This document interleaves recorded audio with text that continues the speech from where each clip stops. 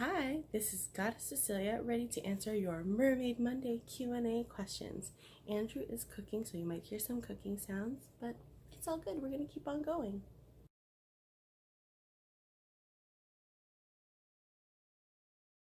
This person wants to know whether sex can throw off a yoni's pH, and the short answer is yes, certainly, depending on the type of sex act, right? Whether someone is using condoms or not using condoms or using different types of lube, whether it's oral or anal or penis and vagina, all of that can affect a vagina's pH level. Now, what does pH stands for? It stands for the potential of hydrogen, and it measures the acidity or the basicness of water or some liquid solution like lube. And 0 to 6 is more acidic, 7 is neutral, 8 to 14 is more of the base level. Now, vagina's average pH ranges from about 3.5 to 7. Rectum and saliva is about 6, and semen is about 7 to 8. So all of those can certainly affect the level of pH of a vagina. Did you know that you can order pH strips online and test your own body's pH levels? I highly recommend it. Also test like all of your lubes too while you're at it.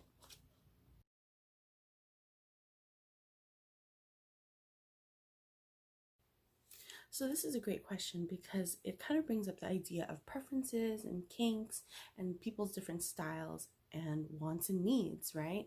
So if your partner wants to be called daddy, first of all, that's something that you should probably have a conversation about way before it is used in a sexual scenario. Is it something that you're comfortable with? If it's not, why? Have that conversation with your partner about that, because that's super important. Again, way before the actual sexy stuff begins. Now, it's a really common nickname in a lot of sexual scenarios because there's this sort of like authoritarian, caretaking, dominant sort of persona that comes with that idea of being a daddy. So talk about it with your partner and find out why they're into it.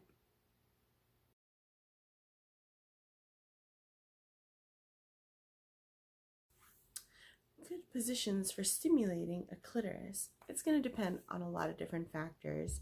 It's going to depend on your body, other bodies that may or may not be involved, the type of bodies that may or may not be involved, the proportions of your bodies and or other people's bodies, the tools you and or your partners may or may not have, whether or not the clitoris is fully aroused, whether it needs to be more aroused, whether there needs to be more lubrication, natural lubrication, or bottled lubrication.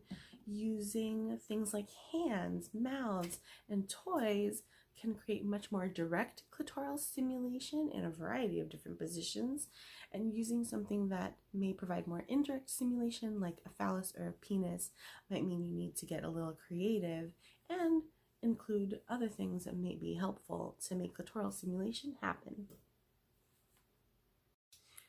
For clitoral stimulation, if you're running solo, you probably already know the types of positions you prefer when you're stimulating your own clitoris. With a partner, that's when you want to get a little more creative. If you are facing your partner, whether you're on top or they're on top, there is potential for more clitoral stimulation, but this again depends on the proportions of your bodies. If you're in a position where you're not facing your partner and you have access to your clitoris, I highly recommend getting yourself a nice toy that is long in reach so that you can stimulate your own clitoris and have an amazing time while doing it.